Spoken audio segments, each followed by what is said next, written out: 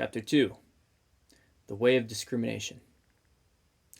Beholding Arjuna afflicted with grief, Lord Krishna spoke merciful words of relief.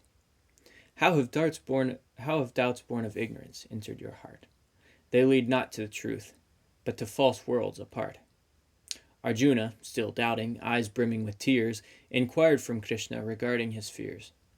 How can I ever kill or even dishonor a grandsire like Bhishma and a teacher like Drona? The lot of a beggar would be better for me than to profit from killing these great souls I see. I cannot decide what's to be more condemned, conquering them or being conquered by them. And as for my duty, I feel most confused. My conviction has vanished. I surely will lose. In my misery, I beg you, my lord, to decide. I'm now your disciple. By your word I'll abide. Then, sadly, the great warrior lowered his head. I'll not fight, O Govinda, he tearfully said. Then, smiling, Lord Krishna addressed friend Arjun. Though speaking wise words, wisdom's heart you've impugned. Neither for living nor dead do the wise lament, knowing the body to be but the soul's vestment. The soul goes on living when the body has passed. It's proved every lifetime that death cannot last.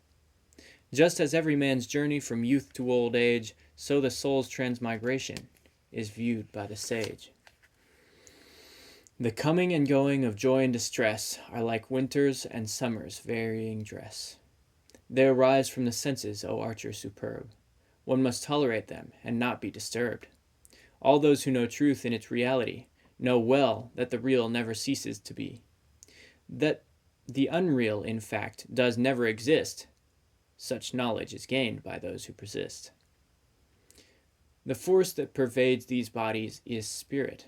The body will perish, but not the soul in it. The soul is primeval, eternal, unstained. It is not hurt even if the body is slain. Enlightened men know that the soul cannot die. It can never be killed. Or kill others, say I. Just as old clothing's replaced by the new, the soul gets new bodies to enter into. Though whoever's reborn must once again die, even so, dear Arjuna, there's no need to cry. The birth and death cycle turns just like a wheel, so remember your duty and fight on with zeal. Thus far have I spoken philosophic wisdom. Now hear of my yoga, which brings one to freedom. On this path there's no loss, so be of good cheer. Just a little advancement relieves one from fear. Those who walk on this path are determined and strong.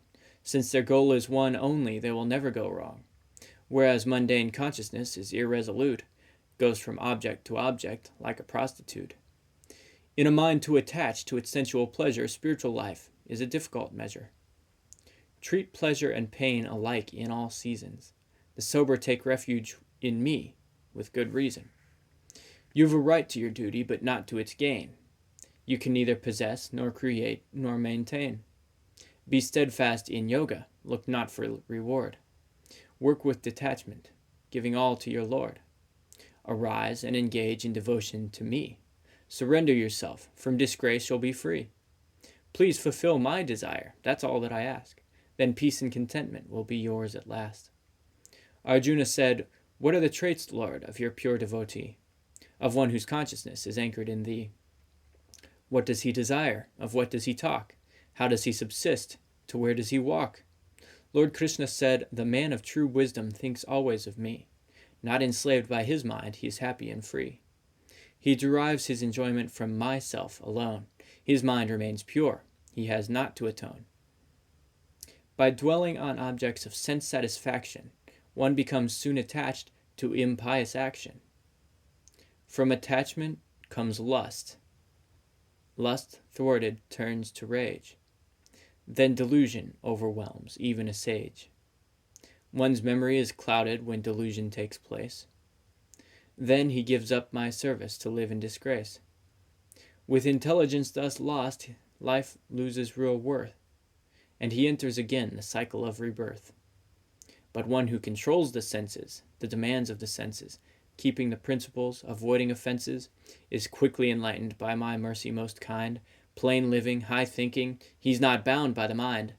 What looks like dark night to a soul in confusion is brightness of day for one not in illusion. Rejecting false notions of I, me, and mine, he attains my abode far beyond space and time. This path is the way of pure spiritual life, secure from the pitfalls of Maya and strife. If your mind's fixed on me, though you be on deathbed, you will never enter Vaikuntha. Though you be on death's bed, you will enter Vaikuntha. Go back to Godhead.